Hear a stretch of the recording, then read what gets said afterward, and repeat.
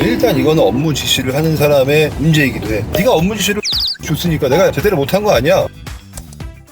대표님, 가끔 블라인드나 아니면 유튜브 댓글 같은 데 보면은 자신의 능력에 비해서 인정받지 못하는 느낌이 든다. 일도 열심히 하고 능력도 나름 있다고 하는데 제 값을 못 받는 것 같다 라는 댓글들이 종종 있어요. 그래서 오늘 주제는 당신이 능력에 비해서 제 값을 못 받는 이유거든요. 회사에서 못 알아보니까 그런 거 아닌가? 단순한 거 아니야? 아니 회사에서 그 사람의 능력치가 만약 진짜 높아. 근데 못 알아보거나 네. 아니면 둘 중 하나지. 생각보다 자기가 능력치가 낮은 거지. 아, 자기가 본인의 오인을 생각보다. 해서. 그러면은 개개인의 어떤 태도나 이런 부분들 때문에도 못 받는 경우도 있을 거 아니에요. 그럴 수 있지. 그럼 그런 이유가 혹시 뭐가 있을까요? 우선은 이건 좀 이제 대형 기업에는 조금 해당되지 않는 얘기일 수 있어. 네. 약간 중소기업일 때. 대기업들은 이미 HR이 워낙 잘 돼 있고 인사평가들이 워낙 이제 친밀하게 돼 있거든. 네. 그러다 보니까 그런 경우가 좀 덜한데 중소기업들, 우리 같은 그런 중소기업들은 인사팀이 되게 막 전문적이지 않단 말이야. 네. 그러다 보니까 어떤 그 사람의 성과를 평가하는 데 있어서 조금 전문성이 부족하다 보니까 누락이 될 때가 있어. 근데 이 중에 가장 누락이 많이 되는 케이스가 내 생각에는 이런 거. 어떤 좋은 결과를 갖고 왔어. 네. 근데 이 과정이 되게 일반적이지 않은 경우들이 종종 있거든. 그럼 이 과정에 대한 거를 잘 포장해서 올릴 줄 알아야 그래도 내 공로가 조금 더 치하되는 경우들이 있어. 네. 물론 이제 회사의 시스템이나 뭐 오너나 임원들이 이런 평가함에 있어서 되게 디테일하고 그런 걸 되게 살펴볼 줄 아는 사람이야. 그러면 괜찮아. 그러면 내가 신경 쓰지 않아도 돼. 근데 중소기업이라는 게 이제 아무래도 그런 게 좀 부족할 수 있거든. 그러면 이제 그런 것들을 내가 좀 알려줄 필요는 있지. 내가 이 결과값을 만들기 위해서 이러이런 과정들이 어떻게 있었고 이런 것들. 혹은 이거를 중간중간에 중간 보고해 주는 거. 중간 보고해 주는 거 되게 중요해. 중간중간 과정을 계속 기록해서 보고해 주는 거는 보고의 의미도 있지만 사실 나를 어필하는 의미도 있거든. 그래서 이런 것들을 좀 잘 해주면 좋지 않나. 최근에 나도 우리 임원 중에 한 명이랑 뭘 얘기하다가 야, 이제 업무 지시를 뭘 하나 했어. 이것까지 너가 좀 맡아. 그랬더니 자기 되게 바쁘다는 거야 지금. 너무 죄송하지만 지금 좀 초과해. 네. 그래서 이 친구 업무 보고서를 쭉 봤어. 되게 간략하게 거의 붙여넣기 식으로 써놨더라고. 그래서 다시 얘기를 했지. 바쁘다는 얘기를 할 거면 왜 바쁜지를 먼저 설명을 해라. 아니면 사전에 업무 일지를 너가 디테일하게 좀 올려놓으면 내가 먼저 업무 분배를 하기 전에 그걸 보고 내가 내 스스로가 자각하고 지금 이 친구가 이 정도 업무를 맡고 있으면 좀 시간이 빡빡하겠구나. 이거 좀 다른 부서로 돌려야겠다. 뭐라든지 내가 지금 대책을 세우겠지. 근데 뭐 한 줄을 띄고 올려놓으니까 이게 바쁜지 안 바쁜지 내가 모르겠는 거야. 내가 뭐 신이 아니잖아. 나랑 그 친구랑 임원이 지금 얼굴 안 본 지가 벌써 반년 된 것 같아. 일단 사무실이 아예 다르니까. 내가 이 친구가 바쁜지 어떻게 하냐고. 뭐 내가 예를 들어 한 공간에 같이 있었으면 이렇게 보면 내가 눈치코치를 아예 보면 알잖아. 이 친구 바쁘구나 아니구나를. 나는 지금 강남에 있고 이 친구는 뭐 인천에 있어. 그럼 내가 마주칠 일이 없잖아. 그럼 이 친구가 나한테 그 과정을 설명할 수 있는 방법은 사실 보고서밖에 없어. 그쵸. 그래서 그런 것들을 좀 잘 정리를 해주면 결국 업무 보고도 하나의 업무거든. 근데 이 업무의 중요성을 되게 낮게 생각하면 그만큼 잘못하면 내 가치도 낮아질 수가 있어. 그런 것들을 좀 잘해주면 좋지 않나. 최근에도 내가 찬빈이도 알지만 어느 회사 하나를 내가 인수한 게 있잖아. 네네. 그럼 나는 가서 제일 먼저 하는 게 물론 뭐 재무제표도 보고 거래 내역도 보고 뭐 하지만 그 이전에 먼저 할 게 나는 전 직원들의 본인의 하루 업무 한 달 업무를 정리해서 달라고 그래. 맞아요. 그 업무 리스트를 싹 다 받아가지고. 그리고 내가 항상 주문하는 건 이거야. 최대한 우리가 봤을 때 너가 일을 되게 많이 하는 것처럼 보이게 디테일하게 많이 써라. 네, 맞습니다.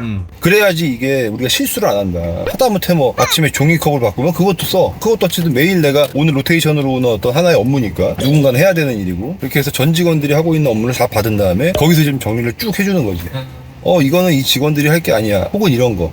이건 싹 묶어가지고 사람을 하나 배정하면 이 친구들 업무의 효율도가 훨씬 올라가. 그런 것들을 찾으려면 일단 받아야 돼. 그쵸. 뭘 하는지. 내가 그렇다고 가가지고 무슨 업무 하는지 계속 이렇게 볼 거야? 아니죠. 아니잖아. 그래서 그런 것들이 좀 필요하다. 저는 그래서 약간 그때도 좀 놀랬던 게 불필요한 청소들이나 그런 거는 왜 업체에 안 맡기는지나 그런 걸 다 알아보시더라고요. 왜 직접 하냐. 그런 부분들도 진짜 디테일해서 좀 놀라긴 했어요. 대표님, 그럼 그 다음은 뭐가 있을까요? 그 다음에는 이제 너무 좀 자기를 낮추는 거. 물론 우리나라는 겸손이 미덕이야.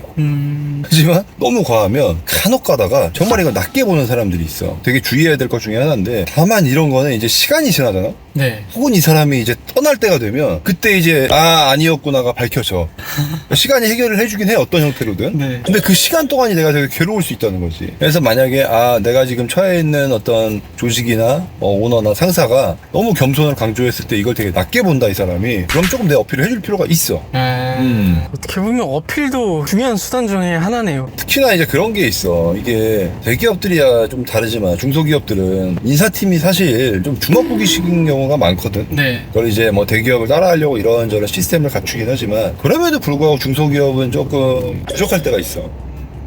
그랬을 때 좀 그러면 오너가 이 완급 조절을 해야 되는데 사실 오너도 되게 바쁘잖아. 네, 그렇죠. 오너도 본인의 업무에 정신이 없어. 그러다 보니까 사실 주변에 가깝게 있는 어떤 임원들이나 직원들에 대한 성장 속도를 못 따라갈 때가 있는 거지. 회사가 크고 오너가 점점 성장하고 회사가 점점 뭐 성장하고 매출이 오르고 하고 있어. 그랬을 때 이 직원들의 업무가 막 조금씩 바뀐단 말이야. 그러면 업무의 난이도도 바뀌고 이 사람들도 막 이제 몇 년씩 하다 보면 숙달이 되니까 당연히 실력이 올라갈 거고. 그럼 다른 회사에서 봤을 때 이 사람의 가치가 되게 높을 때가 있어. 근데 그럼에도 불구하고 그 오너는 계속 이 사람이 같이 옆에서 같이 달리고 있잖아. 네. 달리는 속도가 잘 안 보인단 말이에요. 그렇죠. 내가 가만히 서 있을 때 옆에 사람이 쫙 달려가면 와 빠르다가 딱 체감이 오는데 나도 달리고 얘도 달려. 그리고 옆에 보면 계속 옆에 있는 거지 그냥. 얘는 앞에 안 나가고 이런 느낌을 받을 수 있다는 거야. 그래서 때로는 조금 내가 이만큼 성장했어를 먼저 알아봐 주지 못하면 알려줄 필요가 있어.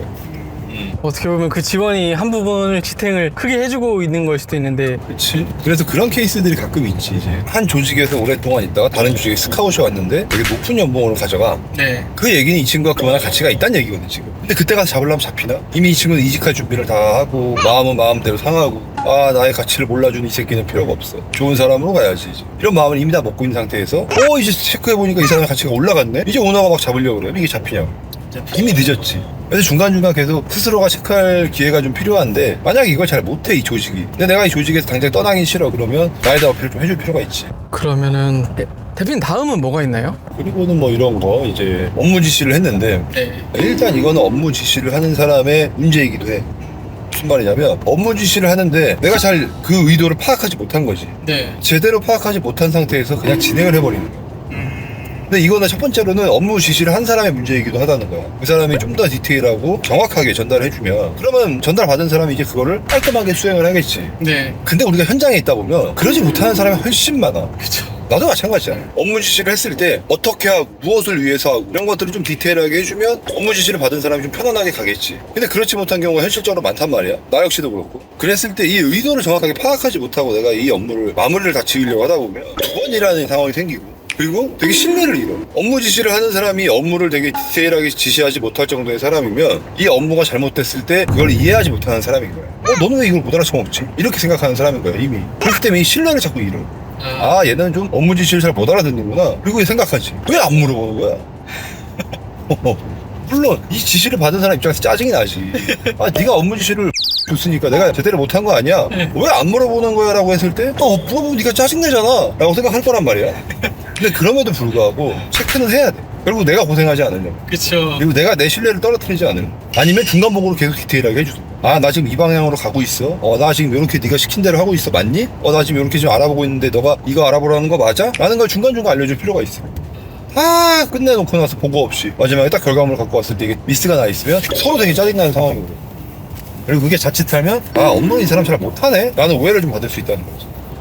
어떻게 보면 딱 두 가지네요. 대표님이 말씀해 주신 대로 업무를 제대로 이해했는지 다시 한번 확인하는 거랑 그 다음에 이제 중간 보고 강제할 수 있는 부분들. 그럼 대표님 마지막으로는 뭐가 있나요? 그리고 이제 업무의 숙련도는 되게 좋은데 네.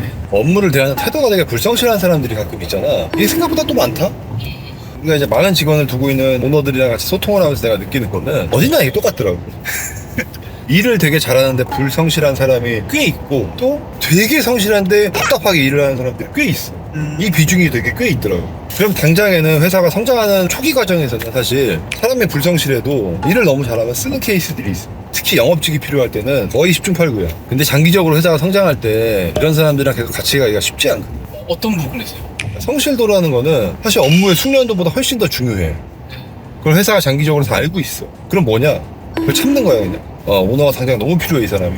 회사에서 이 사람이 너무 당장 중요해. 그럼 이 사람의 대체제가 나올 때까지는 참는 거야 이거는. 용인할 수 없어 이거는. 어떤 회사도 이걸 용인할 수 없어. 불성실을 용인할 수 있는 회사는 단언코 없어. 근데 지금 내가 되게 불성실하고 내가 좀 내 마음대로 하고 있는데 이 회사에서 나를 계속 같이 있다? 이거는 나를 용인하는 게 아니야. 참는 거지 이 회사가. 언젠가는 아주 똑같은 대체제가 아니어도 상관없어. 하위 호환이 되는 대체제가 나와도 무조건 바꿔. 그렇게 되면 내가 어떤 근무 태도나 이런 게 좀 불성실하다, 지각이 되게 잦고 뭐 예를 들어 업무 중간에 자꾸 나가서 뭔가 개인적인 일이 많고 하다 그러면 당연히 좀 낮게 평가받을 수밖에 없지. 맞는 말씀이시네요. 대표님, 그럼 오늘 당신이 능력에 비해 제값을 못 받는 이유, 마지막으로 한 문장으로 정리해 주실 수 있을까요? 제일 중요한 거는 혹시나 내가 나 스스로를 과대평가하고 있지는 않나, 그걸 좀 돌아볼 필요가 있지. 그렇지 않다라고 하면, 아, 내가 스스로를 체크했는데 내 스스로가 나를 과대평가하고 있다, 그럼 앞에 얘기 다 필요 없는 얘기야. 그게 제일 먼저다.